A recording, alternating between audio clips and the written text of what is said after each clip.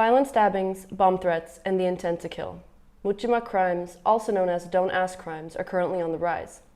A country known for one of the lowest crime rates faces nationwide terror with the trend of rampant stabbings and violent threats on social media.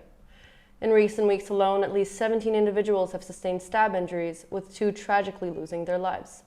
As well as this, there have been bomb threats targeting elementary and middle schools, as well as well-renowned universities. It's Shmooze News, coming to you with current events and happenings of South Korea. On the 21st of July, a man went on a stabbing spree at Shinlim Station, killing 1 man in his 20s and injuring 3 men in their 30s.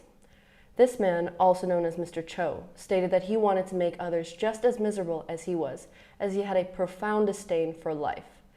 It was discovered by police and psychoanalysts that Mr. Cho lived a life of self-loathing and sadness, and spent majority of the past 8 months playing video games in his home, isolated from society. Although his addiction to video games was not a direct motive, they determined it influenced his actions heavily. As well as this, he focused his attention on areas of the body that could inflict fatal injuries, similar to a first-person shooter game. However, the investigation team decided not to disclose the name of the video game in case of a copycat crime occurring. This is just one of the numerous violent crimes that are currently transpiring in South Korea. Soon after Mr. Cho's stabbing spree, on August 3rd, 14 people were injured and 1 was murdered in Seongnam after a man drove his car into pedestrians nearby a subway stop.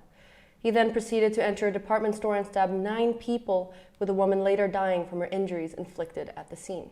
Furthermore, an individual has sent an alarming email indicating the installation of 270 million explosives around elementary and middle schools, in addition to well-known universities throughout South Korea. It was discovered that the email address used was the same address that threatened to bomb Japan just recently. Additionally, the individual announced that these explosives will be detonated by the afternoon of the 17th of August. Police in the Gyeonggi Nambu region are currently on high alert and preparing for the worst-case scenario.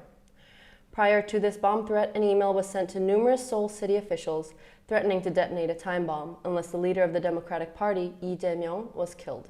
As a result of these stabbings, there have been various prank threats emerging on social media platforms in Korea as well. Individuals have taken it upon themselves to post on their own social media platforms as an homage to what is occurring or as a prank to their friends.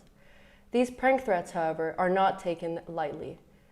Recently, 2 14-year-olds have been taken into custody as they posted on social media that they will go on a stabbing frenzy at a middle school in Cheonan on the 21st of August. On the 10th of August, Gwangju police arrested a middle school girl who posted a picture of herself holding a knife on Instagram with the caption being, "I will kill you all." After investigation, it was discovered that as her Instagram is private, she thought it would be a funny joke to her friends. Officials have advised people to refrain from posting these types of joke threats online, as they can still get convicted of committing a crime.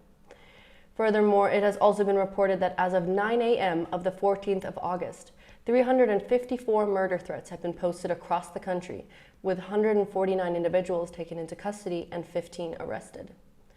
It has also been stated that out of this group, 71 people, or 47.7% of these people, were minors. A country once known for one of the lowest violent crime rates, now stricken with lunatics roaming the streets with murder on their mind. What do you think could be the cause of this trend?